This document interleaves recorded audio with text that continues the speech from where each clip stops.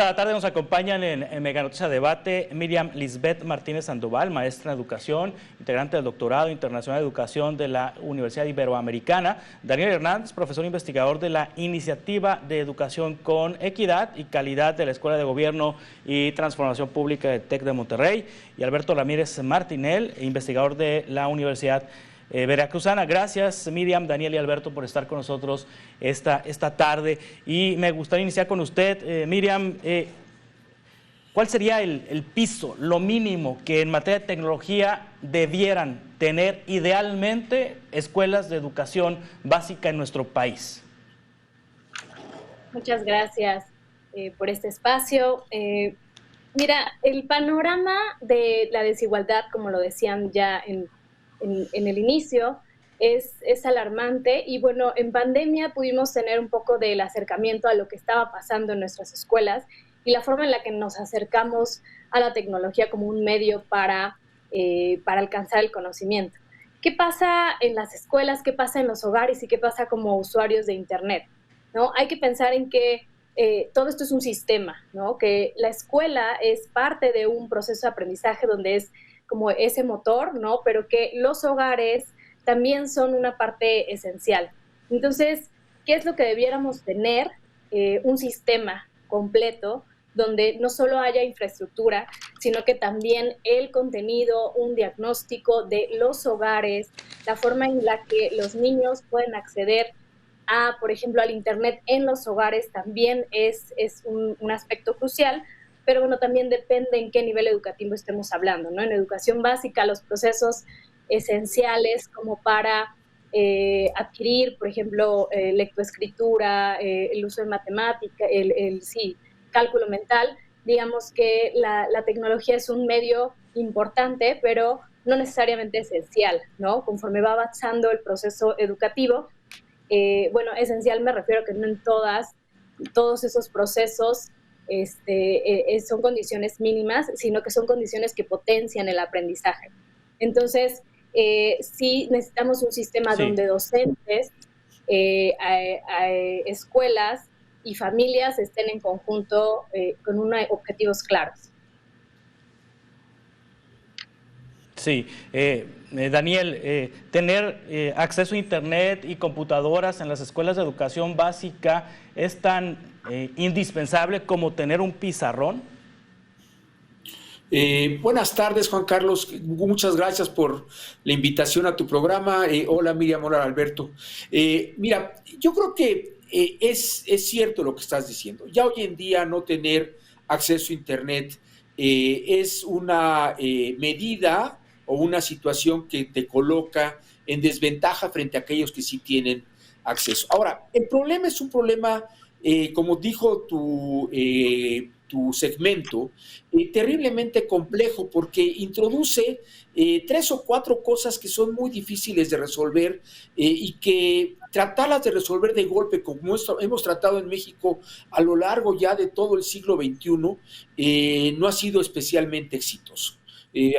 Hago descargo, yo estuve en el grupo que revisó lo que hizo Enciclomedia, en lo que revisó, lo que hizo Habilidades Digitales para Todos, etcétera, etcétera, etcétera. Estuve en mesas de decisión de qué iba a pasar con programas como Una Computadora para Todos, y lo que tenemos son problemas muy sencillos. Déjame hacer una expresión personal de 3 cosas de mi experiencia. 1, yo doy una clase todos los semestres como a 200 estudiantes en el TEC de Monterrey.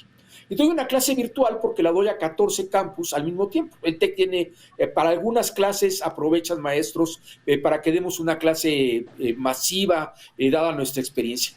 La experiencia pedagógica que yo tengo que estar ahí es agotadora.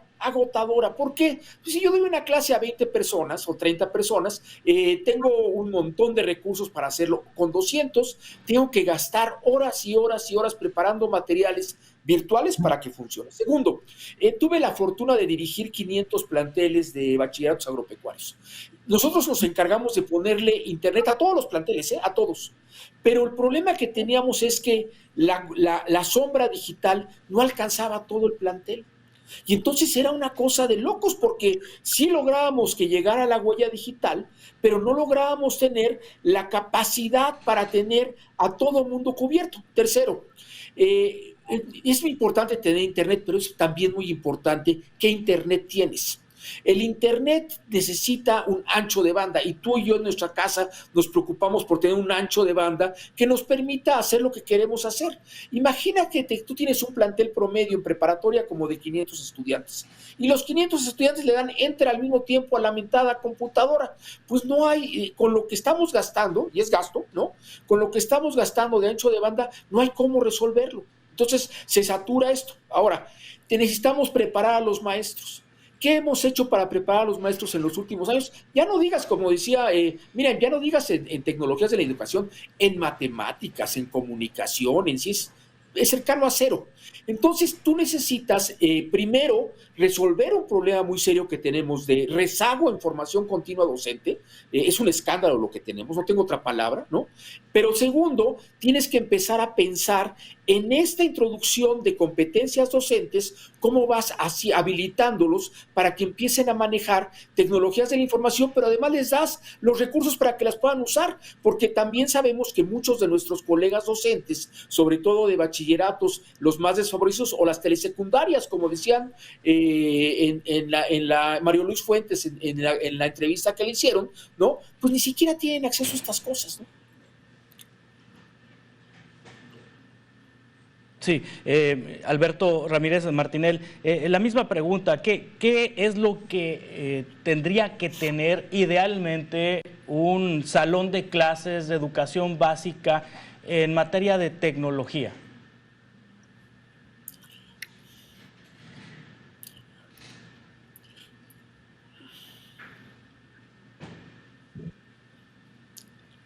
Sí, Alberto. A ver, no escucho a Alberto.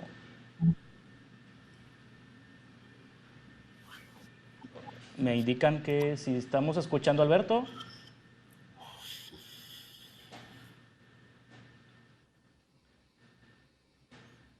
A ver, bueno, vamos a continuar ahorita porque yo no escucho a Alberto.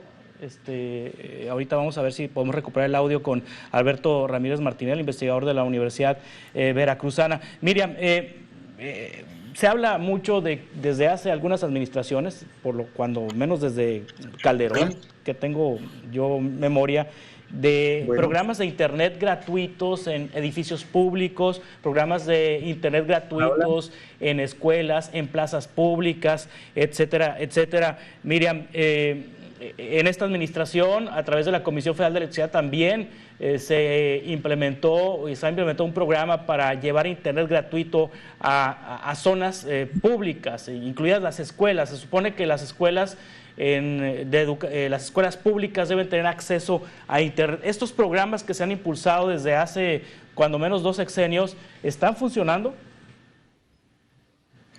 Sí, Juan Carlos. Mira, estos programas son buenos, o sea, no podemos decir que están restando, sino que están buscando sumar. Pero hay que recordar algo muy importante, que cobertura no es calidad. Entonces, independientemente de que haya internet en las escuelas, es muy importante ver cómo se está usando, y justo coincido con el colega Daniel en el sentido de cuál es el acompañamiento, o más que capacitación, me gustaría llamarlo el desarrollo profesional docente que se está incentivando con estas estrategias. Por ejemplo, en educación básica tenemos instancias de capacitación, ¿no? Hay cursos, hay ofertas educativas, pero también colegas me comentan, y bueno, en la experiencia yo lo he vivido, ¿no? Tienes una lista de cursos que probablemente te son interesantes, pero no hay un sistema, por ejemplo, unido a la parte de incentivos y desarrollo profesional. Me refiero específicamente, por ejemplo, a UCICAM, PRODEP, qué hacemos en Consejo Técnico, también con los centros de actualización magisterial. Creo que hace falta una estrategia conjunta para que sea un desarrollo profesional docente ligado a incentivos, y que también estas oportunidades que hay se puedan aprovechar al máximo. Porque, por ejemplo, el INEGI tiene datos de 2023 sobre cómo se usaba el internet, o sea, que para qué se usa, y la mayoría lo usa para comunicarse o para redes sociales. Entonces, con estos dos objetivos, pues no es algo malo, pero ¿cómo podemos pasar de eso a buscar información y justo aprender, ¿no? O sea, ¿qué narrativas, por ejemplo, transmedia o espacios pedagógicos transmedia pueden lograr articular docentes? ¿Y cómo vamos a llegar a eso? Bueno, sí, con estas competencias docentes, pero desde estructuras articuladas que busquen esta mejoría desde la docencia. Si la nueva escuela mexicana, Daniel, considera el uso de las tecnologías. Por supuesto que las considera. El problema que tenemos es que, como dice Miriam, tenemos todavía muchas escuelas que no están cubiertas por Internet, pero yo le pido a todo tu público que se acuerde ahora que tuvimos desafortunadamente la pandemia de COVID, pues se cerraron las escuelas y no importaba que tú tuvieras Internet o no en tu escuela, eso era cero, ¿no? Aprendimos en la pandemia que quizá desearíamos desarrollar lo que se llama soluciones en mano, ¿no? O llave en mano, que permitieran a las personas, como hacemos tú y yo y todos los que estamos involucrados en el manejo de tecnologías, tener un aparatito como el que tengo aquí, que me lo puedo cargar a cualquier lado y conectarme en cualquier lado para poder estar haciendo lo que decía Miriam, bajando información, procesando información, enviando información, y no lo resolvimos tampoco, ¿eh? En algunos estados, Nuevo León, la sociedad civil regaló fichas para tener acceso a Internet en los hogares. En Guanajuato también se hizo un esfuerzo especialmente importante para colocar fichas al respecto. Estados como Yucatán, que durante los años hasta el 18 repartieron computadoras a todos los estudiantes de educación media superior, ayudaron muchísimo para que los estudiantes universitarios tuvieran un instrumento de estudio en sus manos. Es claro que lo piensa la nueva escuela mexicana, pero de vuelta, las soluciones que hemos tenido son limitadas y no hemos podido encontrar, desafortunadamente, el mecanismo pedagógico que permita que los maestros y las maestras aprovechen estos instrumentos. Ayer alguien me decía, no, es que vamos a hacer unos videos para que los maestros vean las mejores prácticas de maestros muy exitosos en bachilleratos en algún estado del norte del país. Y le dije, está bien padre, eso se llama Khan Academy, ¿no? Y la Khan Academy todos la conocemos, es un reservorio de muy buenas clases de matemáticas, ¿no? Pero eso, si tú no tienes, como decía Miriam, una estructura de acompañamiento y soporte, se pierde. Y eso cuesta mucho dinero. En la media superior, durante los años del presidente Peña Nieto, tuvimos 3 plataformas: matemáticas, ciencias y filosofía, me acuerdo que las teníamos. Entonces, los maestros tenían acceso a clases electrónicas que podían utilizar, pero tenían atrás de ellos un grupo de asesores, muy jóvenes todos ellos, que podían apoyarlos para el mejor manejo. Es decir, es un proceso complejo y creo que la nueva escuela mexicana, que sí lo tiene pensado, se ha consumido en discusiones de cosas relativamente pedestres, los programas de estudio y cosas por el estilo, que no debería ser lo que nos consumiera tanto, dado que estos deberían ser elementos e instrumentos mucho más sostenidos en el tiempo y con menos ocurrencias en lo que va de los últimos años. Y si tú sabes que hemos tenido en este siglo que tenemos 4 programas de estudio, creo que hemos tenido de la educación básica. Está complicado estudiar así, ¿eh? Claro, vamos a continuar con esta conversación ahorita en un par de minutos. Estamos con Miriam Lisbeth Martínez Sandoval, Daniel Hernández y Alberto Ramírez Martinel en Mega Noticias a Debate.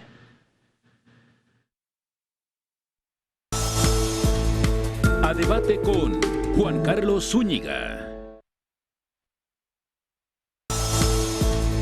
A Debate con Juan Carlos Zúñiga.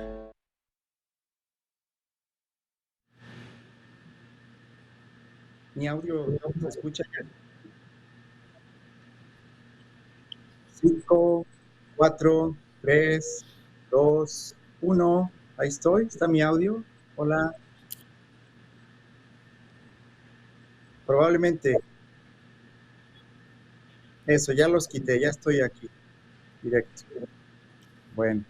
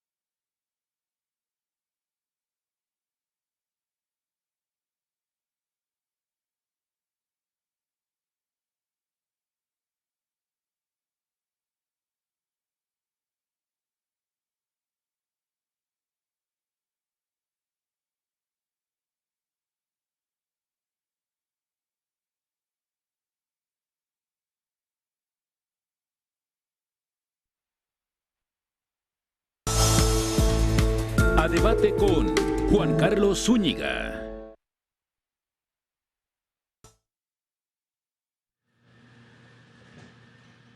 Continuamos en Meganoche Debate. Nos quedamos con Alberto Ramírez Martinelli, investigador de la Universidad Veracruzana. Le preguntaba a Alberto qué es lo que mínimamente debiera tener un salón de clases de educación básica pública en nuestro país en materia de tecnología. Gracias, Juan Carlos, por la invitación, por el espacio. Un saludo a Miriam y a Daniel, qué gusto volver a coincidir con ustedes.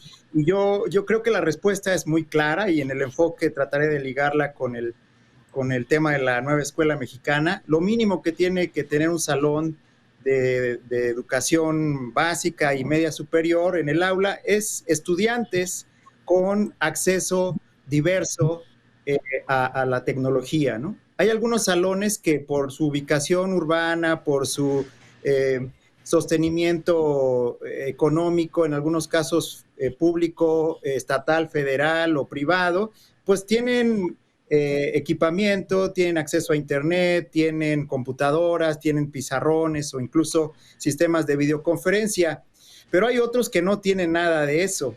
Pero como justo hacía referencia Daniel al caso de la pandemia, aún con los más sistemas educativos o escuelas con condiciones más precarias, tanto profesores como estudiantes se conectaron durante la pandemia y pudieron seguir adelante. Entonces, con la idea probablemente de la escuela es nuestra, ubicando a la comunidad al centro, que es la filosofía imperante, la filosofía base de la nueva escuela mexicana, podríamos decir que los estudiantes llegan en muchos casos con un celular compartido entre hermanitos, que pueden hacer uso de él cuando llega la mamá a la casa. En otros tienen una computadora en el café internet de la comunidad o tienen acceso a internet en el parque. Entonces lo que tenemos que hacer es que garantizar que todos los estudiantes tienen accesos diferidos a sistemas de información. Es ideal que todas las aulas, todas las escuelas tengan conectividad, pero no es indispensable. Lo que tenemos que hacer, más allá del equipamiento, es la formación de ciudadanía. En el tema de la nueva escuela mexicana, en la educación media superior, ha habido un avance muy importante en materia de informática.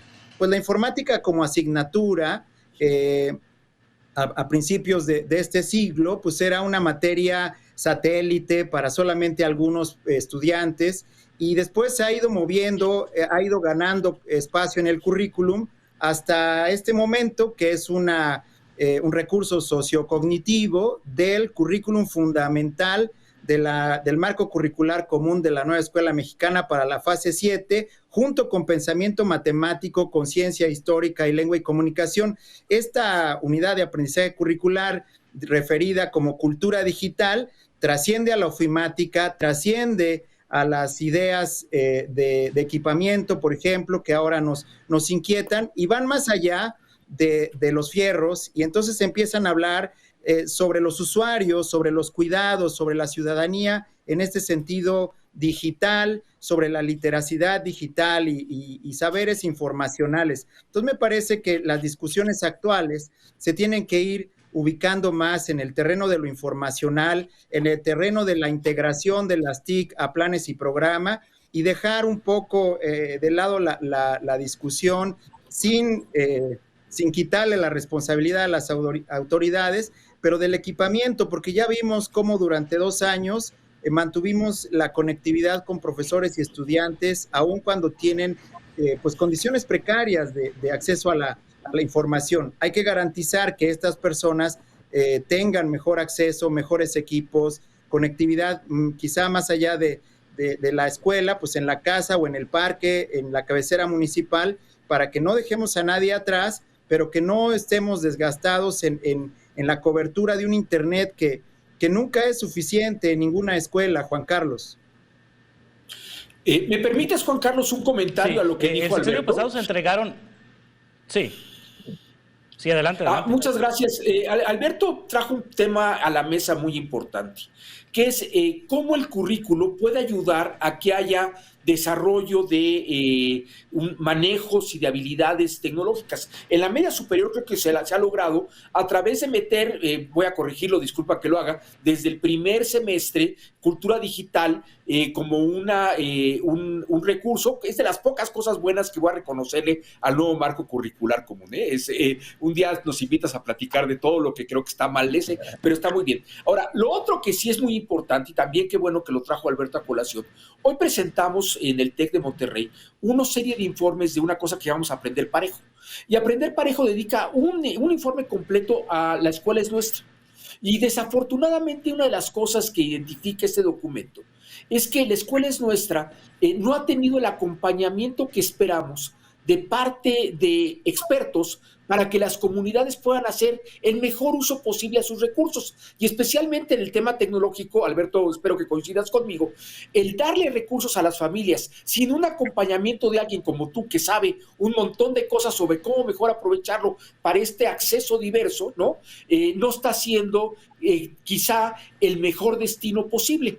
Voy a tratar un tercer tema que tiene que ver con lo que decía Miriam y Alberto. Imagínate que un montón de escuelas particulares están cada vez más, sobre todo a partir de prepa y educación superior, basándose en programas no presenciales, ¿sí? En lo que se llama educación digital o educación a distancia, llámala como quieras, ¿no? Incluso las propias universidades públicas, la UDG, por ejemplo, de Guadalajara, están creciendo en la parte no presencial de una manera aceleradísima. Bueno, pero imagínate las particulares que están creciendo de esta manera. ¿Quién diablos en las autoridades que dan los permisos tiene idea de lo que está pasando?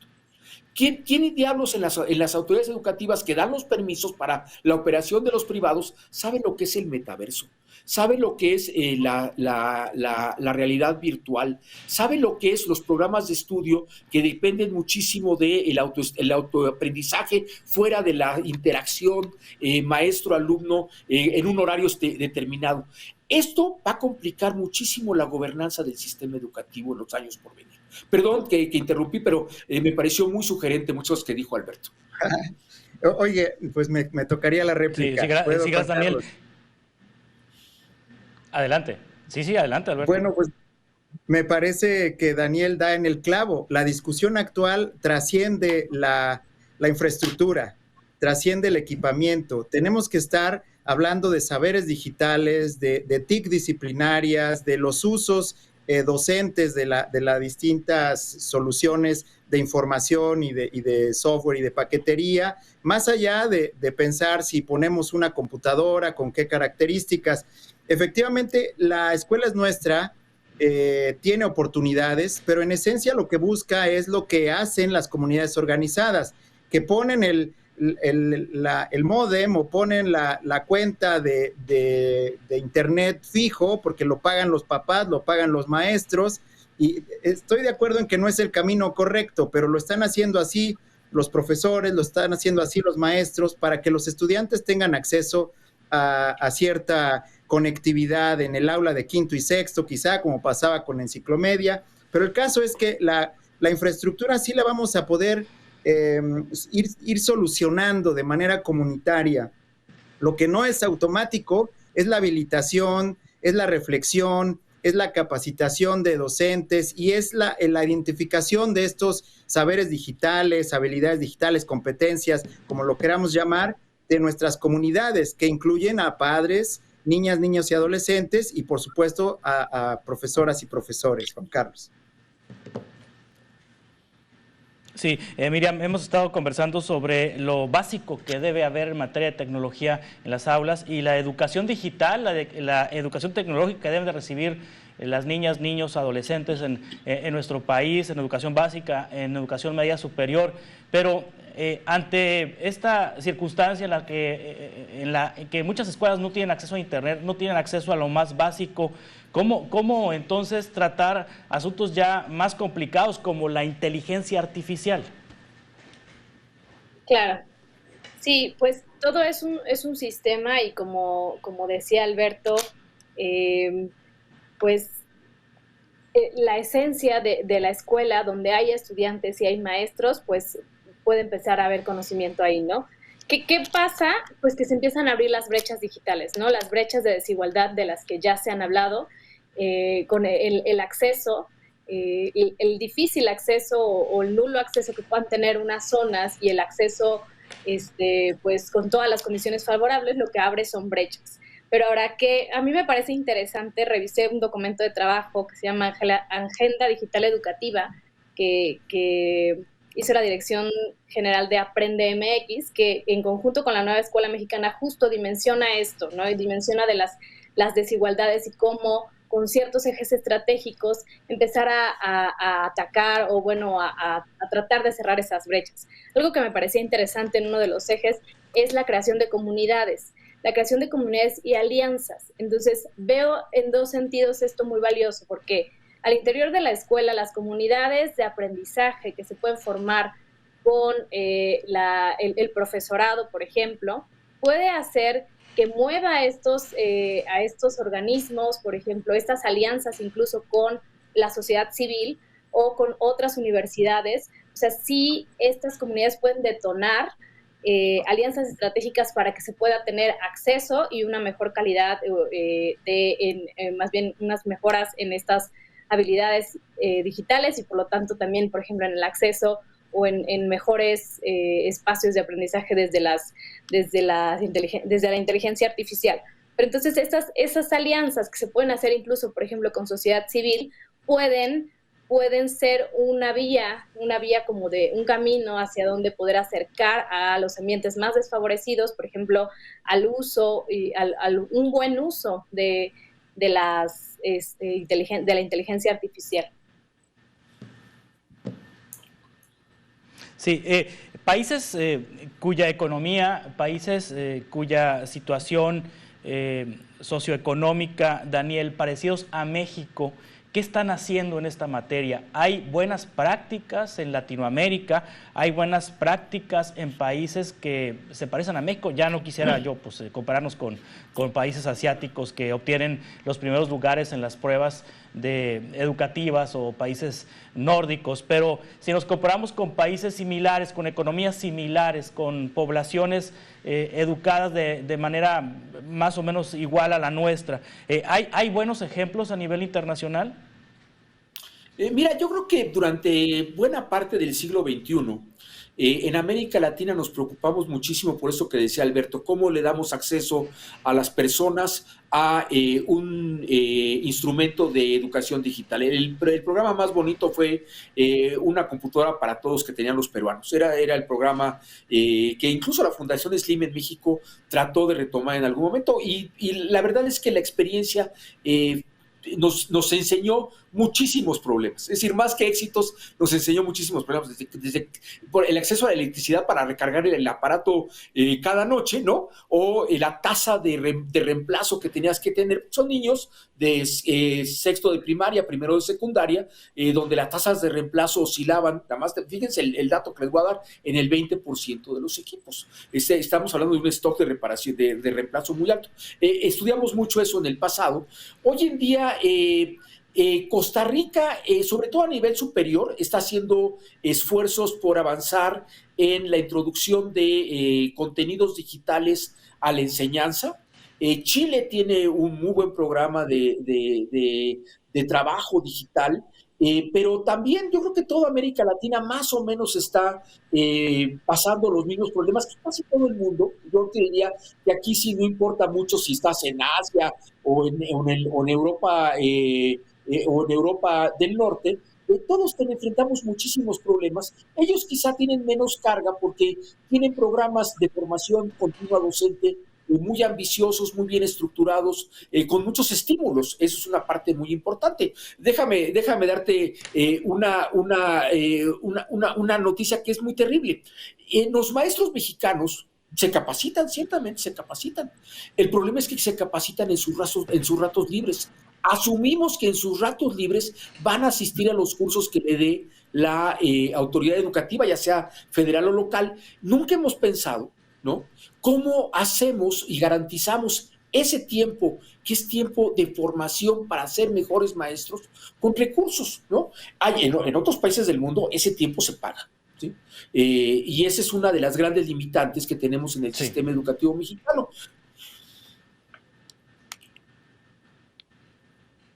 Sí, vamos a continuar con esta conversión ahorita en un par de minutos, si me permiten.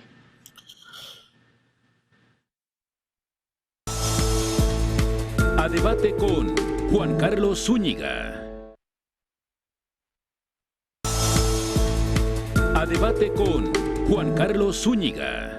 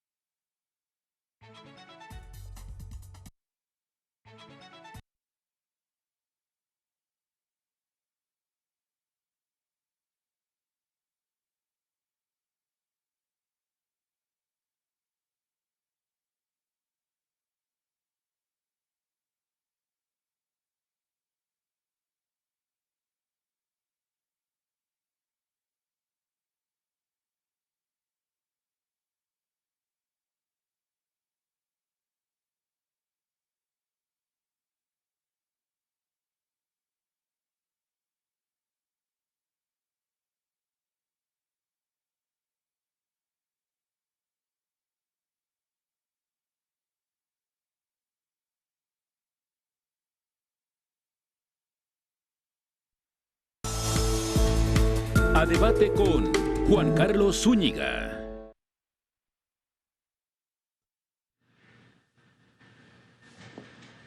Continuamos en Meganuts a debate, ya en la parte final para hablar sobre las tecnologías en la educación y cómo estamos en México en ese sentido. Viene un cambio de gobierno, Alberto Ramírez Martinel, el próximo 1 de octubre tendremos una nueva presidenta, inicia una nueva administración y habrá un nuevo titular en la Secretaría de Educación Pública, Mario Delgado. Mario Delgado es el perfil adecuado para enfrentar estos retos que se han hablado en este espacio ahorita en materia de tecnología, pero los retos en general de la educación en nuestro país. Carlos, bueno, la pregunta es provocadora y yo creo que las decisiones que ha tomado la presidenta electa tienen que ver en este sentido con cuestiones políticas. Me parece que hay puntos que necesitan de una negociación, que necesitan de una mano con un capital político, que en este caso pesa más que el educativo. Entonces yo esperaría que el grupo de secretarios de básica, media superior y superior fueran perfiles distinguidos que pudieran ejecutar con experiencia lo que están llamando pues, el segundo piso, en este caso, de la nueva escuela mexicana, ¿no? Para que se pueda conocer cuáles son los resultados. Por ejemplo, regreso al tema de la educación media superior. Ahora los estudiantes están empezando tercer semestre de 6, entonces habrá que ver cómo funciona esta fase 7 del marco curricular común de la nueva escuela mexicana para el bachillerato. Habría que tener una generación completa.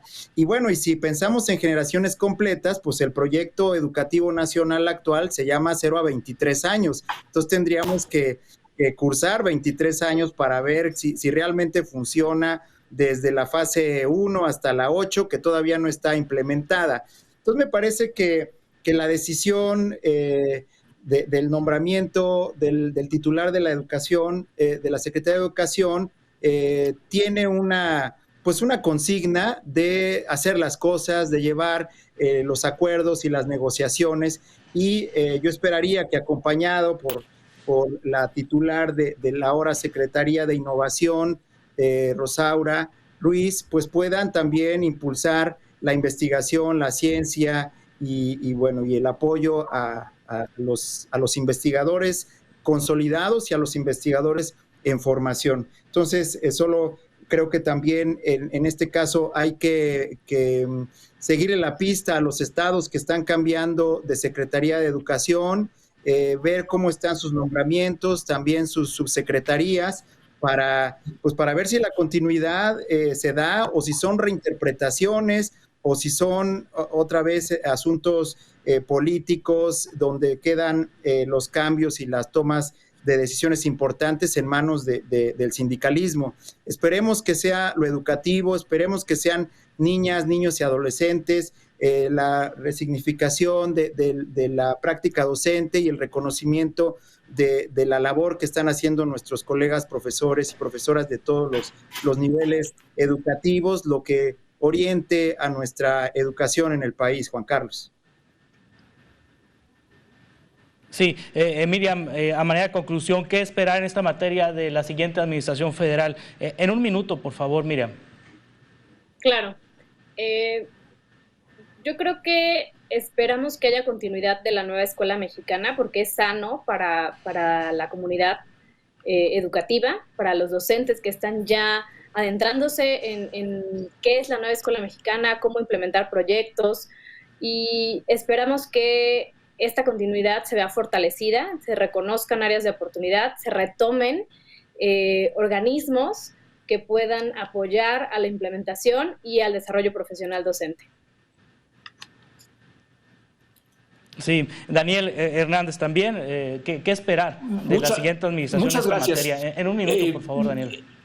En Aprender Parejo, la recomendación es una: pensemos que la educación es muy compleja, tiene cientos de miles de puntos de contacto de las comunidades escolares, y esto requiere que el federalismo educativo vuelva a tener fuerza y a funcionar. ¿Qué quiere decir esto? Que la autoridad central trabaje coordinadamente con las autoridades de los 32 estados de la República, con todas las universidades públicas, con todos los bachilleratos estatales, para poder tener compartir una visión construida comúnmente en favor de la educación.